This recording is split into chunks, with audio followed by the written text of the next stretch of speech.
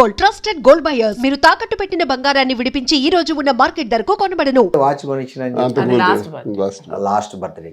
ఏమండి బిగ్ బాస్కి వెళ్ళారు కదా, మీకు అక్కడ ఏమనిపించింది? అంటే మీరు బయట చాలా ఫ్రీగా ఉంటారు కదా, అక్కడ ఒక ఫ్రేమ్లో బంధించినట్లు ఉంటుంది కదా. సో ఫస్ట్ ఎట్లా ఫీల్ అయ్యారు మీరు అక్కడ? నేనేం ఫీల్ అవ్వలేదండి. ఇక్కడ ఇంట్లో ఎలా ఉన్నానో అక్కడ కూడా అలాగే ఉన్నారు. ఓకే. సో మీ అక్కడ గొడవ, కిచెన్లో గొడవ అంతా బాగా వైరల్ అయ్యాయి కదా. ఇప్పుడు బయటకు వచ్చి చూసుకుంటే ఏమనిపించింది మీకు జనరల్గా? అంటే అరే ఏంది ఇట్లా అనుకున్నారా? ఎందుకు అసలు అనుకో, రిగ్రెట్స్ నా లైఫ్లో ఎప్పుడు ఉండవు. ఎందుకంటే నేను ఎప్పుడు అలాగే ఉంటాను కాబట్టి మళ్ళీ బ్యాక్ చూసుకొని ఇలా చేశాను అలా చేశాను నేను ఎప్పుడు కూడా ఫీల్ అవ్వను. నేను ఎలా ఉన్నానో అలాగే ఉన్నాను అంతే. నాగార్జున గారు మీకు ఒక చిన్న స్వీట్ వార్నింగ్ ఇచ్చారు, అప్పుడే ఎట్లా ఏమనిపించింది మీకు? నా మంచి కోసం చెప్పారు అనిపించింది. తప్పే ఉంది, అతను ఏదైనా మంచిగా చెప్పారు కదా. సో అంతే. సో ఇంకొద్ది రోజులు కంటిన్యూ అయితే బాగుండని ఎప్పుడన్నా అనిపించింది? అసలు నేను రావాలనుకున్నాను, వచ్చేస్తాను, కంటిన్యూ అవ్వాలని అనుకోలేదు. ఓకే. మీరు ఎక్స్పెక్ట్ చేశారు వైల్డ్ కార్డ్ ఎంట్రీ ఉంటుంది మీదని? అంటే దానికి ఎక్స్పెక్ట్ చేయడం ఏంటి, నాకు ఒక 6 months నుంచి మమ్మల్ని కలుస్తున్నారు, రమ్మని పిలుస్తున్నారు. సీజన్ ప్రారంభంలో స్టార్టింగ్ వెళ్ళలేదు. ఓ సో మీకు సోషల్ మీడియాలో ట్రోలింగ్స్ ఇలా కలిసి వచ్చాయి అనుకోవచ్చా? మిమ్మల్ని చాలా టాలెంట్ నిలబెట్టింది అనుకోవాలి. ట్రోల్స్ ఎందుకు కలిసి వస్తాయి? చాలా మంది ట్రోల్స్ గురవుతున్నారు, అందరూ రాదు కదా. మనలో ఉన్న టాలెంట్, మనలో ఉన్న నిజాయితీ మనకి ఎప్పుడు పొలిటికల్ గా బిజినెస్ పరంగా మాకున్న బ్యాక్గ్రౌండ్ బట్టి ఒక ఎంటర్ప్రెన్యూర్ గా పిలిచారని మేము అనుకుంటున్నాం.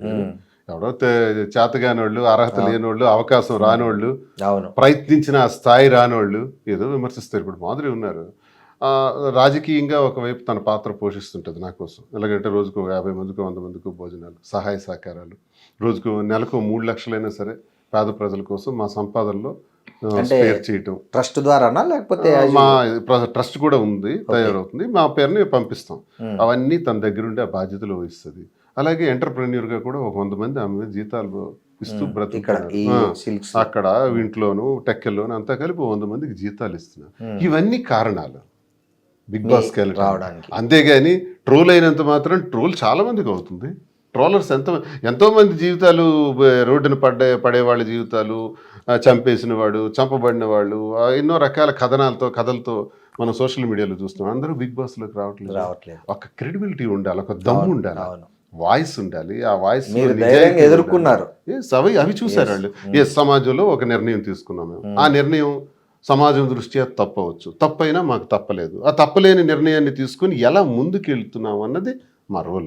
ఇప్పుడు షర్ట్ ఇప్పితే అందరికీ మచ్చలు ఉంటాయి. నేను షర్ట్ ఇప్పి చూపించాను, ప్రతి ఒక్కడికి ఉన్న మచ్చలను దాచేసుకుంటారు. అబ్బాయి నేను శ్రీరామచంద్రుడు అంతుంటే చెప్తాడు, స్వర్గం నుంచి దిగొచ్చినట్టు చెప్తాడు. త్రేతాయుగంలో శ్రీరామచంద్రమూర్తి ఒక్క సీతాదేవితోనే అంకితమైనటువంటి మహానుభావుడు. శ్రీరామచంద్రమూర్తి తర్వాత ఇన్ని 4 లక్షల సంవత్సరాల్లో మరో మగాడిని చూపించండి, ఎవడంత నిజాయితీ వాడు ఉన్నాడు. కానీ మీరు ఇదే విషయం మీద ఒకసారి పవన్ కళ్యాణ్ విషయం మీద సాక్షి టీవీ డిబేట్లో ఒక మాట అన్నారు.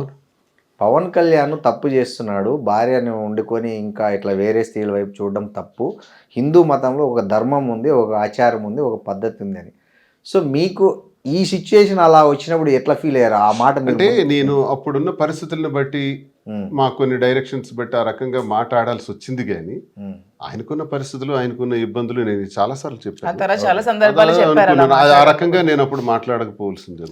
ఈ రోజుల్లో ఎవరికి లేదు. ఇప్పుడు నేనే అన్నాను కదా, రెండో శ్రీరామచంద్రమూర్తి లేడు కదా, ఉంటే అతనికి సాష్టాంగ ప్రణామం చేస్తాం. మనం ఉన్నదాన్ని అడ్జస్ట్మెంట్ చేసుకొని, సర్దుబాటు చేసుకొని, ప్రజలకి తన వాళ్ళకి నష్టం లేకుండా, ఇంకొకరికి నష్టం లేకుండా, ఇంకొకరి కన్నీటికి కారణం కాకుండా అందరితో సమర్థించుకొని వెళ్తే ప్రజలు అంగీకరిస్తారు. నేను ఈ విషయాన్ని ప్రజలకు తెలియజేయకముందు 95% దువ్వాడ శ్రీని ఇంత నీచుడు అనేవారు.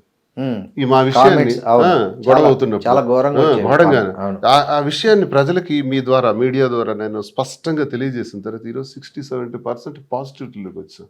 తెలంగాణ వస్తే మేమున్నామని చెప్పి తెలంగాణ ప్రజలందరూ మాకు సహకరించి, మా వ్యాపార అభివృద్ధికి సహకరించి మాకు హక్కును చేర్చుకున్నారు. ఆంధ్ర ప్రజలందరూ కూడా మేము ఉన్నామని చెప్తున్నారు. ఇవన్నీ ఎలా పొందగలిగాం? దేశ విదేశాల నుంచి ఇప్పుడు రోడ్డు మీదకి వెళ్తే తక్కువని వెహికల్ అయిపోయి సార్ ఒక సెల్ఫీ, మేడం ఒక సెల్ఫీ అంటారు. బిగ్ బాస్ వాళ్ళు పిలిచినంత స్థాయికి మేము వెళ్ళామండి. బిగ్ బాస్ పిలవక ముందునే మీరు సెలబ్రిటీస్ అయిపోయారు. నెగిటివిటీ నుంచి పాజిటివిటీలోకి వచ్చాం కదా. ఎవరు చేశారు మాకు ఈ పాజిటివ్గా? ప్రజలే దేవుళ్ళని నమ్మిన మేము ప్రజలకు వాస్తవాలు తెలియజేయటం ద్వారా నెగిటివిటీని పాజిటివిటీ చేసుకున్నాం. అంటే మాలో ఉన్న నిజాయితీ, మాలోనే మోసం, నేనే 10 మంది అమ్మాయిలను మోసం చేసి తిరిగినోడినో, లేకపోతే ఈమెకి మోసం చేసినోడినో, నా అవసరం కోసం ఉండేవాడిని, వాడుకునేవాడిని అయితే తప్పకుండా నాకు చెప్పించి కొడతారు ప్రజలు. మాలో నిజాయితీ ఉంది. మా కుటుంబంలో గొడవ వచ్చింది, ఆ గొడవకు ఒక సర్దుబాటు. మా నిర్ణయం ఒకటి తీసుకున్నాం, ఆ నిర్ణయానికి ఒక సర్దుబాటు, దానికి ఒక సమాధానం, ప్రతిదానికి ఒక జవాబుదారీ విధానం, అది ప్రజలకు నచ్చే మాకు అంగీకరిస్తున్నారు. ఈ అనుభవాలు జీవితంలో ప్రతి ఒక్కరికి జీవితంలో మా దగ్గర చూసి నేర్చుకోవాల్సింది ఏంటంటే, మనిషి ఒకసారి పుడతాం, మళ్ళీ పుట్టాం, ఈ జన్మలో కలెక్టర్, వచ్చే జన్మలో వ్యాపారి, ఆ తర్వాత మహానటుడు అవటం రామారావు గారి లాగా, ఇవన్నీ మనం ప్లాన్ చేసుకోవచ్చు. పుట్టిందే ఒకసారి, ఉన్నదే ఇంత, ఆ ఉన్నదానిలో మనకి ఎందుకు ఇవన్నీ, ఎవరికి ఇబ్బంది లేకుండా ఒకరి కన్నిటికి కారణం కాకుండా మనం బ్రతికితే చాలు. మన లైఫ్ మన ఇష్టం, మన కథకు మనమే హీరో. మహేష్ బాబు అన్నట్టు ఇంకోటి మనల్ని హీరో చేయడు, మనకు డిజైన్ చేసుకోవాలి, జీవిత సత్యం అంతే. అవునండి. సినిమాలు అంటే గుర్తొచ్చి మొన్న మీరు నటించిన ప్రేమ అంటే సినిమా రిలీజ్ అయింది, దాంట్లో మీ ఇద్దరు గెస్ట్ రోల్ చేశారు. అంటే ఇంకేమన్నా ఉన్నాయా లైన్లో వచ్చే సినిమాలు కానీ ఎవరన్నా? అడుగుతున్నారు అంటే ఎలాంటి రోల్స్ కు పిలుస్తున్నారండి? ఏమన్నా ఉన్నాయా లైన్లో త్వరలో ఏమన్నా మిమ్మల్ని? చెప్పారు కానీ నాకు ఆ రోల్స్, మదర్ రోల్స్ అవన్నీ నాకు ఇష్టం లేదు. నాకు ఏదైనా ఒక విలన్ క్యారెక్టర్ చేయాలని నెగిటివ్. అవునా? సో అంటే ఇప్పుడు లెంతీ రోల్ అయితే చేయాలని ఉంది. మరి అలా కాదు, ఒక లెంతీ రోల్ మంచిది వస్తే చేస్తాను. అలాంటిది ఇంతవరకు రాలేదు, వచ్చేదే చేస్తాను. సో మీకు ఈ మదర్ రోల్ ఆఫర్ చేసింది ఎవరండి? ఎవరో తెలియదు, ఒక టీం వచ్చారు, ఏదో చిన్న సినిమా, అలా కూడా ఇష్టం లేదు. ఒక మంచి సినిమాలో ఒక మంచి విలన్ పోర్షన్ చేయాలని. అంటే only villain. Suppose heroine character వచ్చింది అనుకోండి, నాకు ఎందుకండి వస్తుంది నా ఏజ్ కి. అదేందండి అట్లా అంటారు? హీరోయిన్ క్యారెక్టర్ అనేది ఏజ్ ని బట్టి కాదు కదా, లుక్ ని బట్టి దీన్ని బట్టి వస్తుంది. నాకు ఒక విలన్ క్యారెక్టర్, ఒక అత్త లేకపోతే ఒక విలన్, అలా ఏమైనా ఒక నెగిటివ్ షేడ్ చేయాలని. నెగిటివ్ షేడ్ చేయాలి. ఓకే. మీకు శ్రీనివాస్ గారు మీకు ఎలాంటి రోల్? అతను కూడా విలన్ రోల్ లోనే స్టేజ్ యాక్టర్. నేను నటుడి నాకు ఇష్టం, చాలా ఇష్టం. ఓకే. స్టేజ్ యాక్టర్, నాటకాలు వేస్తాం, కాలేజ్ నెగిటివ్ లోనే చూడాలనుంది. మీకు కూడా నెగిటివ్ రోల్? నేను ఆమె చెప్తుంది కాబట్టి అని కాదు, మీరు నిజంగా చెప్పు, మీకు నిజంగా నెగిటివ్ రోల్ చేయాలని ఉందా, పాజిటివ్ రోల్ చేయాలని ఉందా? నెగిటివ్ రోలే నాకు ఇష్టం. ఆమె కోసం చెప్తున్నట్టుందండి మీరు. ఆమె చెప్పింది కాబట్టి దాన్ని సపోర్ట్ చేస్తున్నట్టుంది మీరు. నెగిటివ్ లో కూడా మంచితనం ఉంటుంది సార్. అది ఓకే, అది ఓకే. రావణాసురుడు కావచ్చు, దుర్యోధనుడు కావచ్చు, హిరణ్యకశిపుడు కావచ్చు, చాలా మంది. దుర్యోధనుడి దగ్గర ఉన్న గొప్ప లక్షణాలు, రాజుకున్న లక్షణాలు ధర్మరాజుకు లేవు, అందుకే అడవులు పాలైన. కరెక్ట్. రాజుకి వ్యసనాల పట్ల వ్యామోహం ఉండకూడదు, వ్యసనం లేనివాడు దుర్యోధనుడు. కాబట్టి రాజ్యాధికారం త్యజించే వరకు ఉన్నాడు. రాజ్యాధికారం చెయ్యాలి అనుకున్న ధర్మరాజు అడవులు పాలయ్యాడు బికాస్ ఆఫ్ జూదం అతను నాశనం చేసింది. జూదాన్ని ఆపుకోలేకపోయాడు, రాజ్యాన్ని, పాండవుల్ని, అన్నదమ్ముల్ని, భార్యని అందరినీ కోల్పోయాడు. సో ఇందులో ఎవరు గొప్పవాడు? నా దృష్టిలో దుర్యోధనుడే గొప్ప రారాజు. దుర్యోధనుడు ఆ ద్రౌపది వస్త్రాభరణం ఒకటి లేకపోతే అతను విలనడానికి కూడా ఆయన అహంకారం ఆయన నాశనం చేశాడు. ఇన్ని లక్షణాలు ఉన్న దుర్యోధనుడికి అహంకారం. ప్రతి మనిషికి ఒక లోపం భగవంతుడు ఇస్తాడు, లేకపోతే భగవంతుడు అయిపోతాం మనం. ప్రతి మనిషికి ఏదో ఒకటి పెడతాడు స్వామి, ఒకటి ఇస్తే ఒకటి తీసేస్తాడు. అది దుర్యోధనుడిలో అహంకారం అన్నది పెట్టారు, లేకపోతే ఆయన ఇంతవరకు ఉంటాడు, ఆయన ఆపేవారు ఎవరున్నారు. ఓకే, థ్యాంక్స్ అండి. ఇంకా ఏంటి మాధురి గారు, మీరు ఏమైనా నూతన సంవత్సరంలో ఏమైనా కొత్త ప్రాజెక్టులు కానీ లేకపోతే కొత్త ఏమన్నా ప్లాన్ చేస్తున్నారా? నెక్స్ట్ ఇయర్ లో ఏం చేయాలనుకుంటారు? బ్రాంచ్ కూకట్పల్లిలో బ్రాంచ్. అంతే. ఈ 2026 టార్గెట్ కొత్త బ్రాంచ్లు పెట్టడం, బిజినెస్ని ఎక్స్పాండ్ చేయడం, అంతే. సో ఈ కాంట్రవర్సీలు, ఈ వివాదాలన్నిటికీ దూరంగా ఉండాలనుకుంటున్నారా 2026? మా దృష్టిలో ఇది కాంట్రవర్సీ కాదు సార్, ఎవడ చేస్తున్నాడు కావాలి. ఇప్పుడు హైదరాబాద్ లో వీకెండ్స్ లో ఒక 2000 ఫంక్షన్ పార్టీలు జరుగుతాయి, 2000 వెరీ కామన్. అవి రేపు ఒక 5000 జరుగుతాయి. ఎంతమంది విఐపీస్ ఎంతెంతటోళ్ళు చేసుకుంటూ లేనిది మేము వెళ్తే తప్ప. అదే కదా కాంట్రవర్సీ. మా వార్త ఎలా అవుతుంది? పైగా మీకు తాగే అలవాటు లేదు, స్మోకింగ్ లేదని కూడా చాలా ఇంకోసారి అంటే నేను అది కూడా అబద్ధం చెప్పను. 2-3 నెలలకు ఒకసారి మంచి టీం దొరికి సరదాగా కూర్చుందాం, చిల్ అవుదాం అనుకుంటే అది కూడా ఇంట్లోనే. కానీ బార్లకు వెళ్ళి పార్టీలకు వెళ్ళి అక్కడ తాగడం. ఇప్పుడు మాధురి గారు మీకు స్నాక్స్ ఇస్తారా? ఖచ్చితంగా నేనే అన్ని అరేంజ్ చేస్తాను. ఏం స్నాక్స్ ఎక్కువ సర్వ్ చేస్తుంటారండి? తనకి పెప్పర్ చికెన్ ఫ్రై ఇష్టం, ఎప్పుడైనా మందు తీసుకుంటాను, జీడిపప్పు ఫ్రై. సో అవి మీరే వండి నేనే చేసి పెడతాను, నేనే మా ఆయనకి మా ఫ్రెండ్స్ ఎవరైతే ఉంటాం కొంతమంది ఆఫీసర్స్. మీకేమన్నా అకేషనల్ గా తీసుకునే అలవాటు కానీ మీకు లేదా? ఓకే. మీ బ్రాండ్ ఏంటి శ్రీనివాస్ గారు? మా ఆయనకి రాయల్ సెల్యూట్ ఇష్టం, రాయల్ సెల్యూట్ గానీ, జెమ్సన్స్ గానీ, గోల్డ్ లేబుల్ ఇట్లాంటివి. స్కాచ్ మెయిన్ ఇంపోర్టెడ్ దువాడ్స్ పేర్లు చెప్పాడు అని మరొక కేసు కట్ట. మీకు ఇష్టమైనవి చెప్పారు, దాంట్లో తప్పే ఉంది. విదేశీ నేనేం చెప్తున్నానంటే, నేను మద్యానికి బానిసను కాదు, నాకు అలవాటు లేదు, వెరీ అలా అని occasional. తీసుకోను అని చెప్పను, అకేషనల్ గా తీసుకుంటాను. ఇలా బార్లకు వెళ్ళి పబ్బులకి వెళ్ళి పార్టీలకి వెళ్ళి కాదు. మేము పార్టీకి వెళ్ళాము, పిలిచారు, వెళ్ళాము. వెళ్ళినంత మాత్రాన మమ్మల్ని హైలైట్ చేశారు. ఎందుకంటే అందరు చూస్తున్నారు. ఈ మధ్య దువ్వాడ శ్రీనివాస్, మాధురి అంటే ఏమవుతుంది, అందరూ చూడటానికి అంటే మీతో తన కంపెనీ కూర్చున్నప్పుడు తనకి కూల్ డ్రింక్ పెడతారా పక్కన? కూల్ డ్రింక్, పెప్సీ, ఇష్టం. ఓకే, పెప్సీ ఇష్టమా బాగా మీకు? ఓకే, మీరు పెప్సీ దాక్కుంటూ మీరు మీ ఇష్టమైన డ్రింక్ స్పెండ్ చేస్తారు ఎప్పుడన్నా ఈ స్ట్రెస్ వీకెండ్స్ లో? అది చికెన్ అలాంటివన్నీ ఇష్టం ఎక్కువ. మీ తనకి ఇష్టమైన ఫుడ్ ఏంటండి మామూలుగా? ఎన్వి, ఎన్విలో ఏది ఎక్కువ ఉండాలి? ఎన్విలో చికెన్, మటన్ ఖీమా ఇలాంటివన్నీ ఇంట్రెస్ట్. ఓకే, డైలీ ఉండాల్సిందేనా మీకు నాన్ వెజ్? అంటే ఏంటి? చిన్నప్పటి నుంచి ఫాదర్ బాగా అలవాటు అయిపోయింది. నాన్న కూడా ఇప్పటికీ రోజు నాన్ వెజ్ తింటారు. ఓకే, సో అలా డైలీ నాన్ వెజ్ ఉండాలి, ఎక్సెప్ట్ సాటర్డే. ఎందుకంటే వెంకటేశ్వర స్వామి నాకు ఇష్టం కాబట్టి సాటర్డే ఒకటే సాటర్డే ఒక్కరోజు మినహాయిస్తారు, రెస్ట్ ఇచ్చి మిగతా అన్ని రోజులు తింటారు. ఓకే, మంచిగా శుభ్రంగా. నేను బాగా ఫుల్ గా తింటాను, అతను తక్కువ తింటాను. సో మార్నింగ్ మళ్ళీ జిమ్ చేసేస్తారా? అదంతా నేనేం చేయను, అతను చేస్తారా? అయినా మీరు బాగానే మెయింటైన్ చేస్తున్నారండి కూడా. ఏమి ఈ మధ్య టైట్ చేస్తున్నాను, స్వీట్స్ అవి తినవట్లేదు. తినట్లేదా మీరు? ఎందుకు? వెయిట్ తగ్గే ఉండాలి ఇప్పుడు. మరి మీతో పాటు జిమ్ జాయిన్ చేసుకోవచ్చు చెప్తున్నాను. అది కూడా ఏమంటున్నారు? నేను కొంచెం మార్నింగ్ లేవడానికి ఇష్టపడను. 3 రోజులు చేస్తే night owl person, night late గా పడుకుంటే మార్నింగ్ లేట్ గా లేస్తాను. ఈవినింగ్ చేయండి పోనీ. టైం ఎక్కడ టైం ఉండట్లేదండి. ఈ రోజు 3 రోజులు హైదరాబాద్ లో ఉంటే, 4 రోజులు టెక్కల్లో ఉంటే, 2 రోజులు వేరే ప్లేస్ లో ఉంటే అలా అవుతుంది. సో శ్రీనివాస్ గారు మాత్రం 60 అన్నా ఎవరు నమ్మేటట్టు లేరు. ఆయన అసలు బ్రహ్మాండంగా పర్ఫెక్ట్ గా ఉన్నారు. మరి నా 30 years నుంచి నా వెయిట్ 72. ఒక్క కేజీ కూడా పెరగల. 73 నేను చూడలా. గ్రేట్ అండి. 72, 71.5 ఇలా ఉంటాను.